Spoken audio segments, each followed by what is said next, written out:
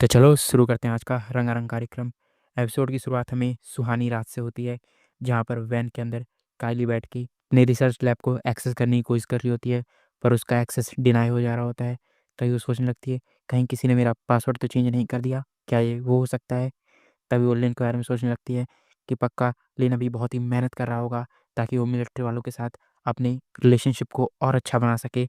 और यहाँ हमारा लिन का सीन दिखाया जाता है, जो मस्त दो बड़े बड़े वादियों के बीच आराम कर रहा होता है और कहता है ये तो काफ़ी ज़्यादा रेयर चांस है। तभी वो अपनी बड़ाई करने लगता है कि वाह, उन zombies को मारना तो काफ़ी ज़्यादा आसान था, बिल्कुल मेलन्स और वेजिटेबल काटने जितना। और हमें बाकी ऑफिसर दिखाए जाते हैं। तभी उनका कैप्टन बोलता है, चेस लिन के नाम पर भले ही आज हमारे पास वाइन नहीं है, पर हम इस वाटर से ही काम चला लेंगे। और तभी हमें बाकी लोगों का सीन दिखाया जाता है, जहाँ पर आंटी वो खाना खा के बहुत खुश होती हैं और अंकल सोच रहे होते हैं वाओ, ये खाना कितना ज़्यादा फ्रेश है। तभी वो लिन को अपनी तरफ बुलाते हैं और कहते हैं, लिन, अगर तुम इतना ज़्यादा खाना सबको दिखाओगे तो ईज़िली कोई ना कोई एक्सीडेंट हो सकता है। तभी लिन पूछता है, अंकल आखिर आप कहना क्या चाहते हैं? तभी अंकल एक स्माइल करते हुए बताने लगते हैं, अपोकलिप्स शुरू होते ही जिनके पास भी हज़ारों करोड़ों रुपए थे, वो सारे रुपए बर्बाद हो गए और अब असली पैसा और धन दौलत है। अगर तुम सबको ये दिखाते रहे तो आसानी से बहुत बड़े एक्सीडेंट हो सकते हैं। मैं तुम्हें सजेशन देता हूँ कि तुम्हें ये मिलिट्री के साथ ट्रेड करना चाहिए बड़े अमाउंट में। तुम चाहो तो नॉर्थर्न कैंप की मिलिट्री के साथ इसे ट्रेड कर सकते हो, ये काफ़ी सेफ चॉइस हो सकती है। ऑलिन ये सब देखते ही चौंक जाता है और कहता है, वाओ, अंकल तो काफ़ी ज़्यादा नॉलेजेबल हैं। और अंकल हंसते हुए बोलते हैं कि मैंने ये अपने बाल धूप में सफ़ेद नहीं किए।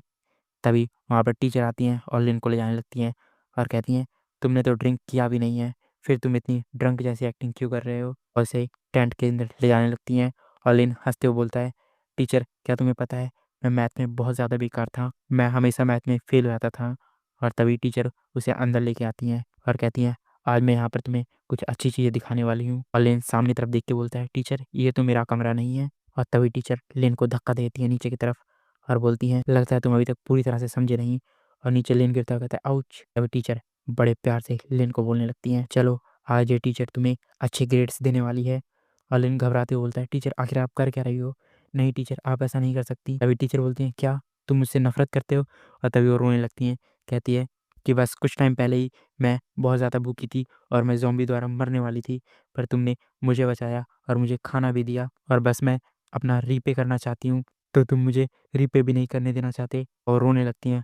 और लिन ये सब देखते बोलता है, टीचर प्लीज़ आप रोइए मत। अच्छा ठीक है, शर्माते हुए बोलता है, अब जो चाहे वो कर सकती हैं। और ये सब सुनते ही अचानक से पीछे छुपी हुई दोनों टीचर भी बाहर निकल आती हैं और कहती हैं, टीचर नंबर 1, क्या तुमने क्या कहा? और टीचर नंबर 2 बोलती हैं, ओ तुमने तो मेरी भी लाइफ बचाई थी, इसके बदले मुझे भी तो रीपे करने का चांस मिलना चाहिए।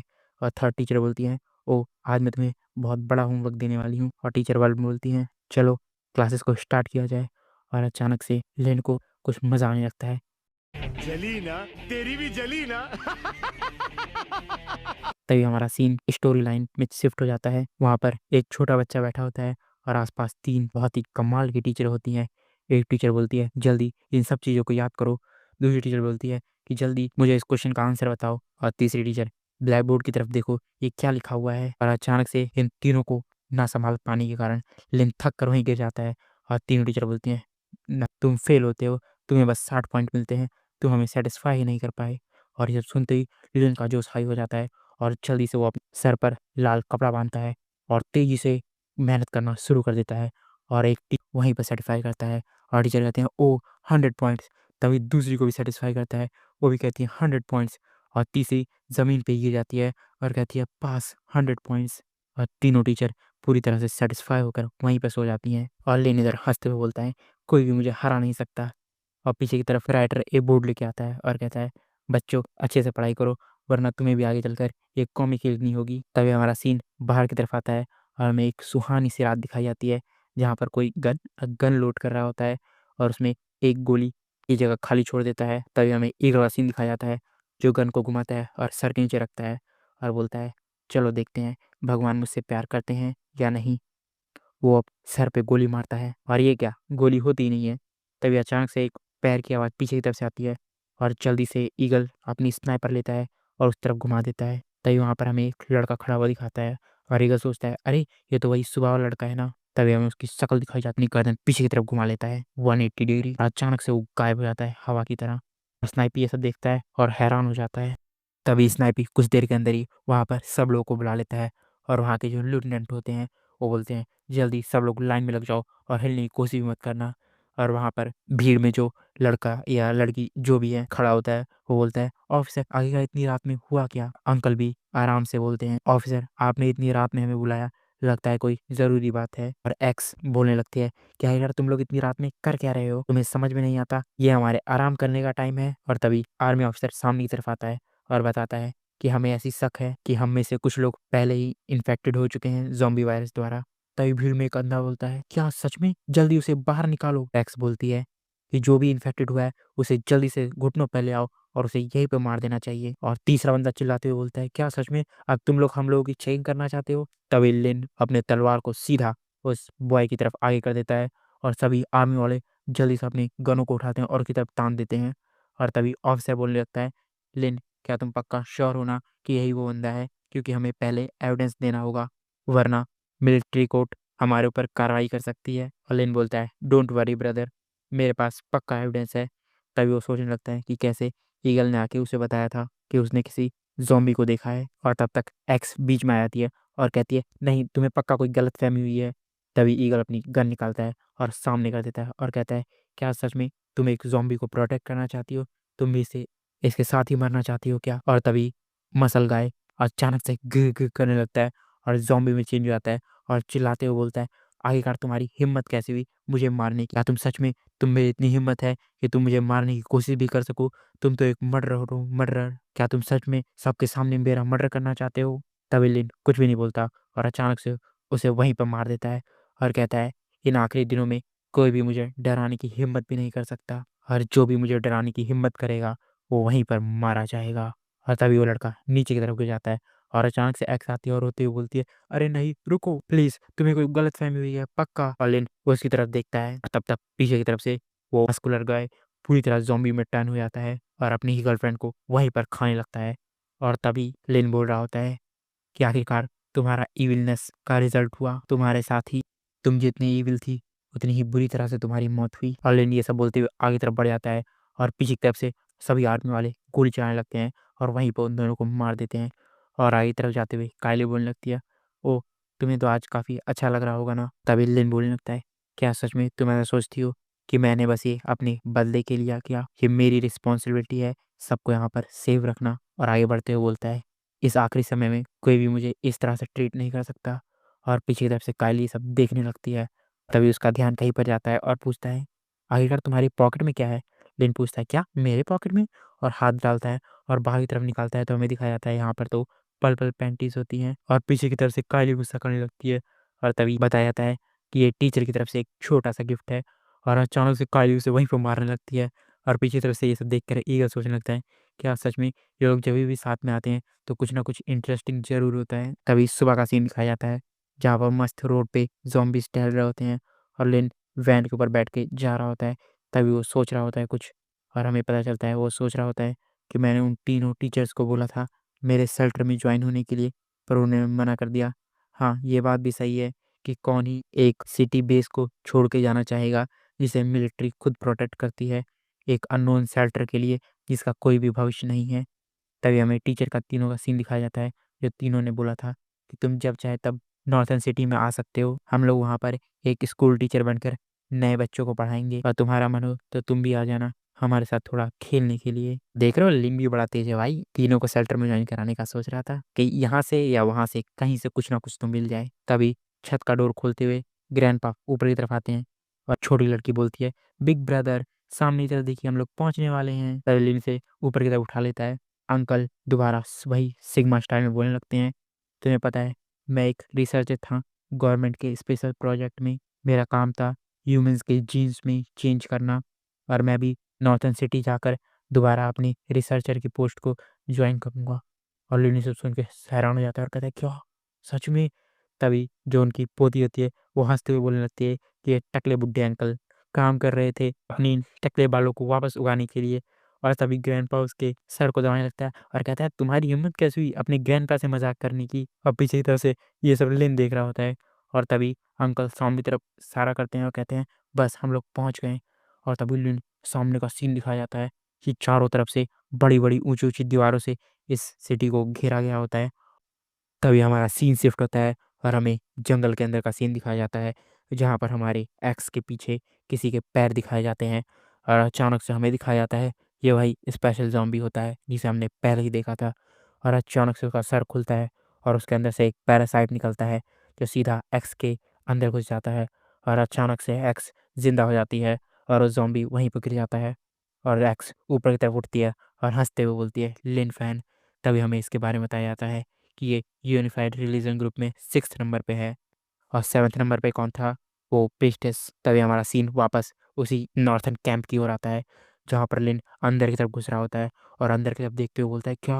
ये तो कुछ ज़्यादा ही बड़ा है। और तभी ऑफिसर उनके पास आता है और बोलता है, लिन ब्रदर, अब मुझे जाना होगा। मुझे वहाँ पर जाके रिपोर्ट भी करनी है और बाकी लोगों को रेफ्यूजी शेल्टर के अंदर भी भेजना है, तो मैं चलता हूँ। और वहाँ पर दोनों टीचर भी बोलती है, बाय।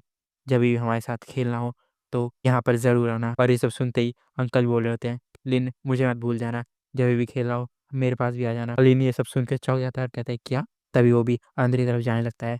फिर अचानक से एक सन की हथेला सामने की तरफ आ जाता है और कहता है, रुको। तभी वो अपने बारे में बताने लगता है कि मैं यहाँ का डायरेक्टर हूँ और मुझे ये रिस्पॉन्सिबिलिटी दी गई है कि जो भी लोग बाहर से अंदर आएँ, उन्हें क्वारंटीन सेंटर में डालना और ये चेक करना कि वो इन्फेक्टेड हैं या नहीं हैं।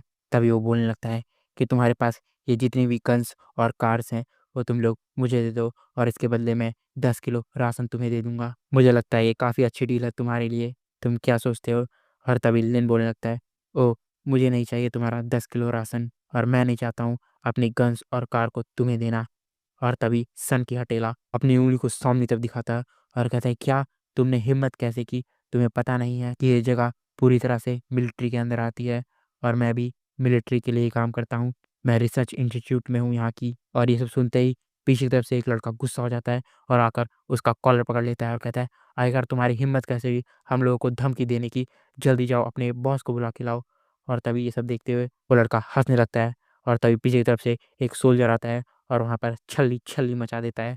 और तभी सन की हथेला हँसने लगता है और बताता है कि मुझे लगा ये ज़ॉम्बी वायरस द्वारा इन्फेक्टेड हो गया था, इसलिए मैंने इसे यहीं पे मार दिया। ये है ना बिल्कुल पीसफुल तरीका और ये तो मेरी रिस्पॉन्सिबिलिटी है यहाँ पर सभी लोगों को सेफ रखने की।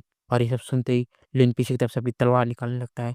तब तक कायली बाहर की तरफ आती है और कहती है, रुको लिन, तुम्हें इतनी जल्दी मचाने की कोई ज़रूरत नहीं है। और लड़का सामने तरफ कायली को देखता है और कहता है, क्या? बिग ब्यूटी विथ बूटी। और तभी कायली बाहर की तरफ आने लगती है और कहती है, सॉरी डायरेक्टर, मुझे माफ़ करना, मेरे लोग कुछ ज़्यादा ही हो चुके थे। मेरे पास तुम्हारे लिए एक छोटा-सा गिफ्ट है। तुम लोग ना जानो तो ही अच्छा है। चलो तुम लोग फ़ोटो तो देख ही लोगे। ये कुछ पीने वाली चीज़ है जो अभी उसके मुँह में है। प्रमोशन नहीं करने का, देखा कितना आज्ञाकारी और अच्छा बच्चा हूँ मैं। तभी वो खोल के उसे दिखाती है और सन की हथेला देखता है और कहता है, क्या? In end of the world में ये जलाने का सामान? लेकिन वो हँसते हुए बोलने लगता है कि तुम तो काफ़ी अच्छे से जानती हो कि हम जैसे ऑफ़िसर का कैसे ध्यान रखना है। पर वो उसको अपनी तरफ खींच लेता है और कहता है, क्या तुम एक रात मेरे साथ रहना चाहोगी? ओप्स! तुम्हें बहुत मज़ा आएगा। और ये सुनते ही लिन गुस्सा हो जाता है और अपनी तलवार निकालता है, उसका वहीं पर हाथ उड़ा देता है। तभी वो हाथ ऊपर की तरफ उठाता है और अचानक से खून का फव्वारा आने लगता है और साइड में एक लड़का ये सब बैठ के देख रहा होता है, वो हँसने लगता है ज़ोर-ज़ोर से और बोलता है, मुझे लगा ही नहीं था ये डायरेक्टर इतनी तेज़ी से भी चिल्ला सकता है और कभी इसका हाल भी ऐसा होगा। और डायरेक्टर इधर बहुत तेज़ी से चिल्ला रहा रहता है और आर्मी वाले आस-पास के सोल्जर आते हैं और कहते हैं, डायरेक्टर रुकिए, मैं कुछ करता हूँ। और तभी लिन कायली को देखने लगता है और कहता है, कायली, ये एंड ऑफ द वर्ल्ड चल रहा है और यहाँ पर लोगों के जो इविल डिज़ायर हैं, वो बड़ी आसानी से बाहर आ जाते हैं। तुम्हें इस बात का ध्यान रखना चाहिए कि तुम्हें देखकर भी लोगों के इविल डिज़ायर बाहर आ सकते हैं। और कायली आँख बंद करते हुए बताती है, मुझे माफ़ करना लिन फैन, मैं भूल ही गई थी कि मेरा चार्म भी एक प्रॉब्लम खड़ी कर सकता है। और तभी लिन कायली को देख के सोचता है, ओह! इसका मूड तो काफ़ी ज़्यादा चेंज हो गया है रात से। और तभी वो डायरेक्टर ऑफ़र करता है, जल्दी इसे मार दो। तभी लिन सबको कहता है, जाओ काली, जल्दी से कार के अंदर बैठ जाओ और सब लोग मेरे पीछे रहो। और तब तक वो लड़का स्केट करते हुए आता है और सीधा डायरेक्टर के मुंह पे जूते मारता है स्केट्स वाले और अचानक से उसका बैलेंस बिगड़ता है और नीचे डायरेक्टर के ऊपर गिर जाता है। तभी आर्मी वाले अपनी गन उसके ऊपर तान लेते हैं और सब देखते ही लिन अपनी मैग्नेटिक पावर को एक्टिवेट करता है और गन को अपनी तरफ खींचने लगता है। और तभी वो दोनों आर्मी वाले वहीं गिर जाते हैं। और वो लड़का सामने तरफ देखता है और कहता है, ओह मैं पक्का राइट था, तुम तो एक म्यूटेड हो ना। और डायरेक्टर ये सुनता है, कहता है क्या म्यूटेड? और दोनों आर्मी वाले भी सुनते हैं, ओह ये तो एक म्यूटेड है, नहीं सब खत्म हो गया। और वो डायरेक्टर बोलता है तुम प्रैट। और तभी वो लड़का अपने बारे में बताने लगता है कि मैं लड़का हूँ, मुझे नाम याद होता नहीं है, तो मैं लड़का ही बुलाऊंगा, और मैं एक एफ रैंक का म्यूटेड हूँ, और मैं काम करता हूँ यहाँ की म्यूटेड ऑर्गेनाइजेशन के लिए, और हम लोग यहाँ के 4 मेजर फोर्सेस में से एक हैं। और दूसरों को बोलता है कि जल्दी मेरे म्यूटेड दोस्त को सिटी के अंदर जाने दो, ये म्यूटेड ऑर्गेनाइजेशन का साथी होने वाला है। और तभी बाकी आर्मी वाले सुनते हैं, क्या ये म्यूटेड ऑर्गेनाइजेशन से है? और बाकी लोग कहते हैं, ओ नो ये तो म्यूटेड ऑर्गेनाइजेशन से है। और लड़का बोलने लगता है, क्या तुम लोग वेलकम नहीं करोगे हमारे म्यूटेड ऑर्गेनाइजेशन के नए मेंबर का? और तभी वो हटेला बोलता है, नहीं इसे मार दो। और तभी बगल में जो सोल्जर खड़ा होता है वो बोलता है, यंग मास्टर क्या सच में आप श्योर हैं ये लोग म्यूटेड ऑर्गेनाइजेशन से हैं, और हम अभी म्यूटेड ऑर्गेनाइजेशन के साथ कोई भी पंगा नहीं ले सकते? मुझे लगता है आपके हाथ को पहले ही ज़रूरत है मदद की, मदद करने दीजिए। और लेन देखता है और कहता है फाइनली। और तभी वो छोटा लड़का उन्हें अंदर की तरफ ले आने लगता है और कहता है, चलो मैं तुम्हें यहाँ के रेसिडेंस को दिखाता हूँ जहाँ पर लोग रहते हैं। और पीछे की तरफ से वो हटेला फ़ोन लगाता है और कहता है, कैंडल ड्रैगन क्या तुम मेरी एक छोटी सी मदद करोगे? मैं चाहता हूँ तुम एक छोटे से चूहे म्यूटेट को हैंडल कर लो। और वहाँ सामने की तरफ वो लड़का अपने बारे में बताया जाता है कि मेरा नाम डैश है और तुम लोग मुझे चाहो तो छोटा बुला सकते हो। और लिन बोलता है, ओह थैंक यू छोटे ब्रदर, क्या मैं तुम्हें छोटा बुला सकता हूँ? तभी वो लड़का लिन से पूछने लगता है, क्या तुम्हारे पास किस तरह की एबिलिटी है? क्या ये कोई ट्रांसफॉर्मेशन से रिलेटेड एबिलिटी है? और लिन बताने लगता है, अरे नहीं ये तो बस मेरे मैग्नेटिक ग्लव्स थे, मुझे लगता है तुम्हारे पास तो कोई ग्रेट ही एबिलिटी होगी ना।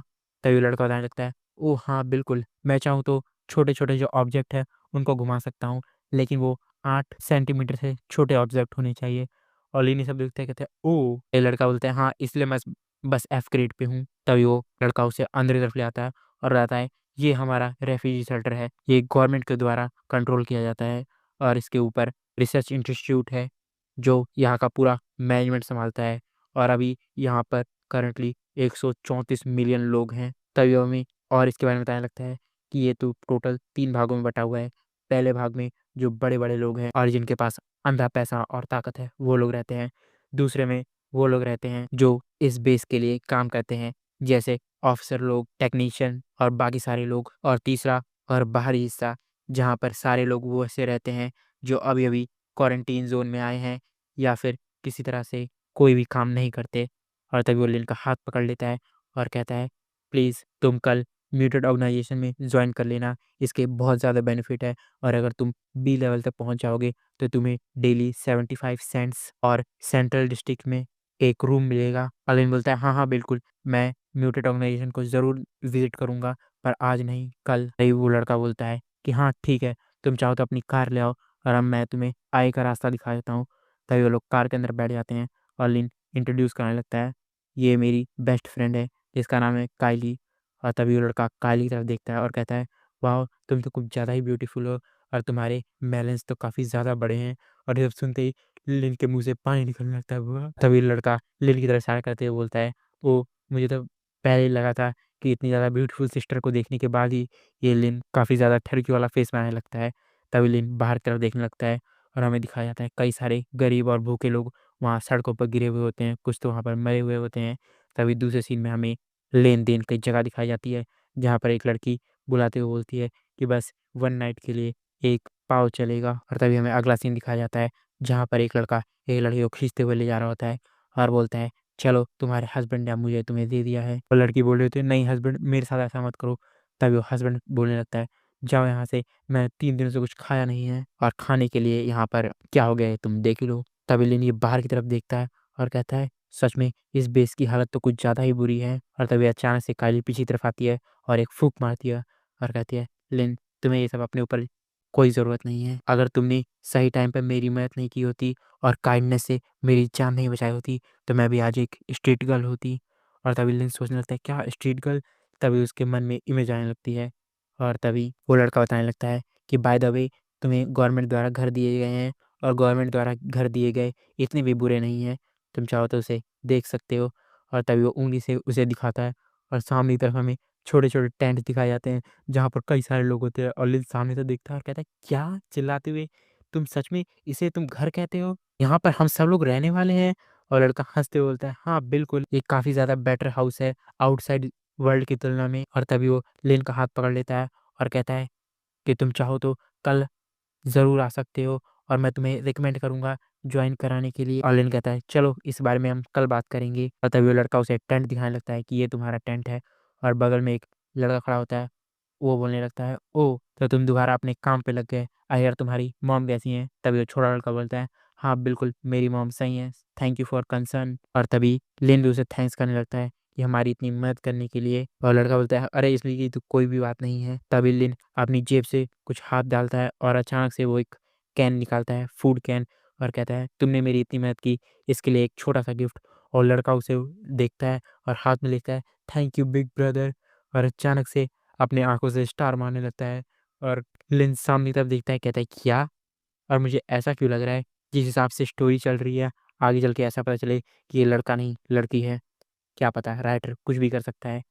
और तभी वो बोलता है कि ब्रदर, कल म्यूटेट ऑर्गेनाइजेशन में मिलेंगे। और वो जाने ही वाला होता है, तभी हमें पीछे खली-वली का चाचा मशीन बली दिखाया जाता है।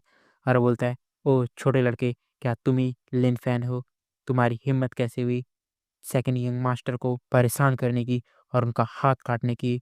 मैं चाहता हूँ ईमानदारी से तुम मेरे हाथों से मारे जाओ, वरना तुम्हारे साथ कुछ अच्छा नहीं होगा। तभी हमें इसके बारे में बताया जाता है कि ये खली-बली का चाचा मशीन बली है और ये एक डी लेवल का म्यूटेंट है। इसे लोग कैंडल ड्रैगन के नाम से जानते हैं। और लिन सामने की तरफ ध्यान से देखता है। तभी ईगल सामने की तरफ देखता है और कहता है, आखिरकार तुम लोग चाहते क्या हो?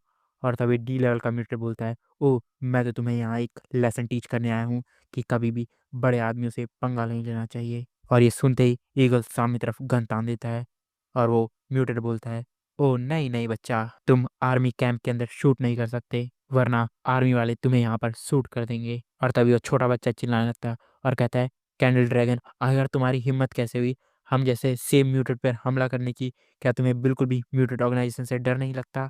और वो हँसते हुए बोलता है, क्या? डरूँ? और वो भी मैं? और उसे खींच के लात मारता है और उसके सर पे पाँव रख देता है और कहता है, मुझे म्यूटेंट ऑर्गेनाइजेशन से बिल्कुल भी डर नहीं लगता। और लिन-वन ये सब देख के चौंक जाते हैं। और तभी वो लड़का अपनी पावर का इस्तेमाल करता है और यो-यो को उससे फेंक के मारता है। और तभी वो म्यूटेंट सामने की तरफ देखता है और कहता है, क्या तुम्हारी ये छोटी बचकाने जैसी एफ लेवल स्किल्स? और उसे वहीं पर काट देता है और कहता है, तुम्हारी हिम्मत कैसे हुई अपने एफ लेवल स्किल से मेरे ऊपर अटैक करने की? और उसके सर को दोबारा दबाते हुए बताता है, क्या तुमने अब देख लिया कि तुम्हारे और मेरे लेवल में कितना ज़्यादा फ़र्क है? मुझे लगता है अब तुम्हें अच्छे से समझ में आ ही गया होगा कि मैं एक डी लेवल का म्यूटेंट हूँ और मेरी पूरी बॉडी आयरन बॉडी है, इसे कोई भी नुकसान पहुँचा नहीं सकता और मैं अफ़्रेड हूँ कि आज तुम्हें यहाँ पर कोई नहीं बचाने वाला है। और तभी लिन अपनी तलवार पे हाथ रखता है और पीछे की तरफ से सामने आने लगता है और कहता है, मुझे लगता है तुम्हारी ये छोटी-मोटी ट्रिक खत्म हो गई होगी। और तभी वो म्यूटेंट देखता है और कहता है, ओह! मुझे अच्छा लगा कि तुम अभी तक यहाँ से भागे नहीं, वरना अभी कोई और होता तो यहाँ से ज़रूर भाग जाता। ऑलिन बोलता है, ओह! That's right. तभी वो बोलता है, क्या? इसका मतलब क्या है? चलो, क्या तुम मुझसे एक बेट लगाना चाहोगे? अगर तुम बेट हारे तो मैं तुम्हारा दूसरा हाथ काट लूँगा। ऑलिन हँसते हुए बोलता है, हाँ, ये सब तो ठीक है, पर बेट एक तरफ से लगे ये तो सही नहीं है। चलो, अगर जो तुम हारे तो मैं तुम्हारा लेफ्ट हैंड में जो मैकेनिकल आर्म है उसे मैं रखूँगा। और ये सब सुनते हुए म्यूटेंट हँसने लगता है और हँसते बोलता है, ही, ही, ओके। और लिन कहता है, चलो फिर। और वो अपना हाथ मिलाने की तरफ आगे बढ़ाता है और तभी लिन और म्यूटेंट अपना हाथ मिलाते हैं और लिन जल्दी से उस सिस्टम को हैक करने लगता है और थोड़ी-सी मॉडिफ़िकेशन करता है और सिस्टम को हैक कर लेता है। और पीछे की तरफ से जो छोटे-मोटे चमचे होते हैं वो चिल्लाने लगते हैं, बॉस उसे मार दो और दिखा दो यहाँ का बॉस कौन है। और तभी कायली लिन के पास आती है और कहती है, लिन। तभी लिन बोलने लगता है, कोई बात नहीं, इन छोटी-मोटी चीज़ों से तो मैं डील कर ही सकता हूँ। तभी वो बॉस उछल कर आता है सीधा सामने तरफ अटैक करने के लिए और लिन वहाँ से हटता ही नहीं है, पर बॉस का निशाना चूक जाता है और सामने की तरफ मारता है वो उसके। और लिन नाक में उँगली डालता है और कहता है, ओह! तुम तो बस पहुँचने ही वाले थे। और सारे जो छोटे-मोटे चमचे होते हैं वो भी चौंक जाते हैं और कहते हैं, नहीं, वो तो बस हमारे बॉस ने उसे एक मौका दिया था। और ये सब सुनते ही बॉस भी चौड़ में आ जाता है और कहता है, मेरा तुम जैसे एक नए और जवान बच्चे के लिए एक छोटा-सा मौका था, पर इस बार ऐसा नहीं होगा। और मारने जा ही रहा होता है, तभी अचानक से उसके पेट में बड़ी तेज़ दर्द होने लगता है और उसका मुँह बन जाता है। और तभी सोचने लगता है, क्या मुझे लगा था कि मैं अब इस तरह के पेट दर्द से इम्यून हूँ, पर आखिरकार ये मेरे पेट में इतना ज़्यादा दर्द क्यों हो रहा है और मुझे अचानक से फ़ील कैसा हो रहा है? तभी हमें पेट का सीन दिखाया जाता है, जहाँ पर 2 पहलवान होते हैं। एक पहलवान बोलता है, "मुझे बाहर जाना है" और दूसरा बोलता है, "नहीं छोटे, तू बाहर नहीं जा सकता।" तभी दोनों में लड़ाई होने लगती है और एक बाहर जाने की पूरी कोशिश कर रहा होता है और दूसरा उसे अंदर रोकने की कोशिश कर रहा होता है और इधर उस म्यूटेंट की हालत ख़राब हो रही होती है और पीछे की तरफ से जो छोटे-मोटे चमचे होते हैं, वो बोलते हैं, "बॉस, मार दो उसे।" तभी एक चमचा चिल्लाते हुए बोलने लगता है कि तुम्हारी तो अच्छी किस्मत है कि तुम पहली बार हमारे बॉस को अपने सामने ही इस स्पेशल स्किल को एक्टिवेट करते हुए देख पा रहे हो और बॉस के इस स्पेशल स्किल का नाम है व्हाइट टाइगर पाम अटैक और इससे बॉस ने कई सारे म्यूटेंट को मारा है और लिन ये सब देख कर हंस रहा होता है और तभी म्यूटेंट का ध्यान लिन के ऊपर जाता है और कहता है, क्या तुम हंसने की हिम्मत कर रहे हो? और तभी लिन आता है और उसके चेहरे पे एकदम आराम से मुक्का मारता है और म्यूटेंट गुस्सा हो जाता है और कहता है, क्या? तभी वो अपने हाथों से एक टेंटिकल जैसा कुछ निकालता है और अचानक से लिन पे अटैक करने जा रहा होता है, लेकिन लिन ने तो बस एक हाथ से उसको रोक लिया होता है और बाकी चमचे सब देखते हैं और एक चमचा कहता है, ओह! मैं समझ गया, ये तो टाइगर की रॉ एबिलिटी है। दूसरा कहता है, क्या? टाइगर की रॉ एबिलिटी? तब पहला चमचा बताने लगता है कि हाँ, ये एक टाइगर की रॉर एक सीक्रेट मार्शल आर्ट है, जो जनरेशन के जनरेशन द्वारा लीडर को पास होता हुआ आया है और इनकी कई सारी फैमिलीज़ इसको प्रैक्टिस करते हुए आई हैं। इसके अंदर तुम्हारी मसल्स काफ़ी ज़्यादा टाइट हो जाती हैं और तुम एक बहुत ही खतरनाक अटैक करते हो और टाइगर की रॉर तेज़ी से चिल्लाते हो और उसे वहीं पे मार देते हो। और पीछे की तरफ से बॉस ये सब सुनता है और कहता है, क्या? तभी दूसरा बंदा बोलने लगता है, हाँ, मैंने भी इस एबिलिटी के बारे में सुना है और बॉस ने तो पहले एक सी लेवल के म्यूटेंट को भी मार दिया था इस एबिलिटी से। और इधर बॉस की हालत ख़राब हो रही होती है। वो कंट्रोल करने की पूरी कोशिश कर रहा होता है, पर अंदर की तरफ से बहुत ज़्यादा दर्द हो रहा होता है और हमें अंदर का सीन दिखाया जाता है, जहाँ पर पहला आदमी दूसरा आदमी को धक्का देके कहता है, "नहीं, मुझे यहाँ से एस्केप करना है और मुझे बाहर निकलना ही है।" और तभी एक बॉडी बिल्डर दूसरे को धक्का देके सामने खड़ा रहता है और कहता है, "बस, अब मैं यहाँ से बाहर जाने वाला हूँ।" और तब तक बॉस बाहर की तरफ लिंक पे अटैक करने जा ही रहा होता है, तब तक पहला आदमी दूसरे को नीचे तरफ धक्का देके अचानक से बाहर निकल जाता है और वहाँ बॉस की आँखों से और मुँह से पानी आने लगता है और बाकी लोग देखते हैं, क्या ये क्या कर दिया बॉस ने सबके सामने? और लड़का-लड़की भी देखते हैं और उनका मुँह भी एकदम घिनौना जैसा हो जाता है और बॉस नीचे की तरफ गिर जाता है और उसका एक चमचा ये सब देखता है, बॉस! और वो वहीं पे बेहोश हो जाता है और बॉस नीचे की तरफ गिरा हुआ होता है। तभी लिन उसके पास आता है और कहता है, जैसे हमने एक डील की थी, मुझे तुम्हारा लेफ्ट आर्म चाहिए और वो वहीं पर उसका आर्म निकाल लेता है और तभी हमारा सीन चेंज होता है और हमें रात के कैंप के अंदर का सीन दिखाया जाता है, जहाँ पर बाकी लोग बैठ के डिस्कशन कर रहे होते हैं और तभी कायली इसके बारे में बताने लगती है कि हम लोग सक्सेसफुली इस नॉर्थर्न कैंप के अंदर आ गए हैं। अब हमारे पास 2 गोल है। पहला गोल हमें ये पता लगाना होगा कि क्या ज़िंक टैंक यहीं पर छुपा हुआ है और दूसरा गोल है कि मुझे मेरे रिसर्च इंस्टीट्यूट के बारे में पता लगाया जाना है। तभी लिन पूछता है, क्या रिसर्च इंस्टीट्यूट? तभी कायली बताने लगती है कि हाँ, बिल्कुल, ज़िंक टैंक मेरे रिसर्च इंस्टीट्यूट के पीछे पड़ा हुआ है, क्योंकि हम लोग एक बहुत ही सीक्रेट चीज़ के ऊपर रिसर्च कर रहे थे, जो है नैनो टेक्नोलॉजी। हम लोग नैनो टेक्नोलॉजी के ऊपर काफ़ी आगे तक की रिसर्च कर चुके थे और हमने लगभग उसके कई सारे सैंपल्स बना लिए थे। नैनो टेक्नोलॉजी ग्रुप के अंदर काम करती है और इससे हम कई लेवल आगे बढ़ सकते हैं टेक्नोलॉजी में।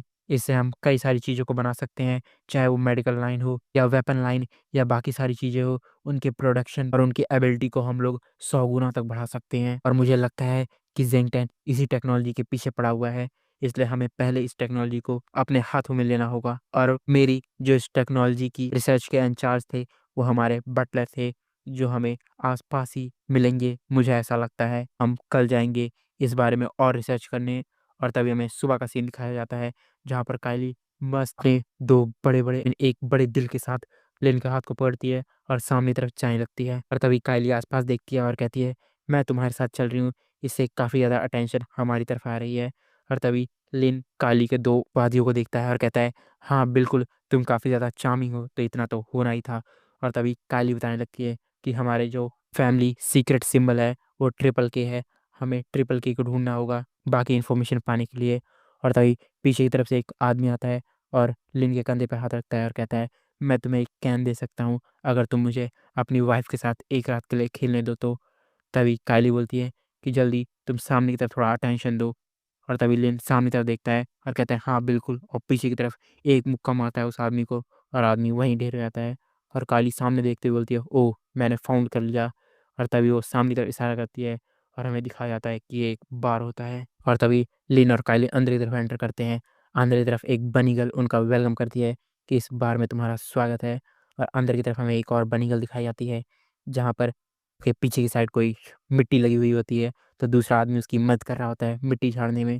और लिन सामने की तरफ देखता है और कहता है, क्या ये तो एक बार है। काइली कहती है, हाँ बिल्कुल, हमें यहीं आना था। और तभी पीछे की तरफ से एक बूढ़े अंकल काँपते हुए आते हैं और कहते हैं, क्या मिस? और हमें दिखाया जाता है अभी तक वो मिट्टी साफ नहीं हुई है और वो आदमी अभी तक वहाँ पे उस बनी गर्ल की मिट्टी झाड़ ही रहा होता है, हाथ से साफ करने की पूरी कोशिश कर रहा होता है और बहुत मेहनत कर रहा है भाई। और वेट्रेस कह रही थी, मुझे ये सब बिल्कुल भी पसंद नहीं है, मुझे नफ़रत है इन सब चीज़ों से। तो चलो आज की कहानी यहीं ख़त्म करते हैं। मिलते हैं अगले एपिसोड में। Bye bye, tata, see you. Comment में अपना ज्ञान देना बिल्कुल मत भूलना।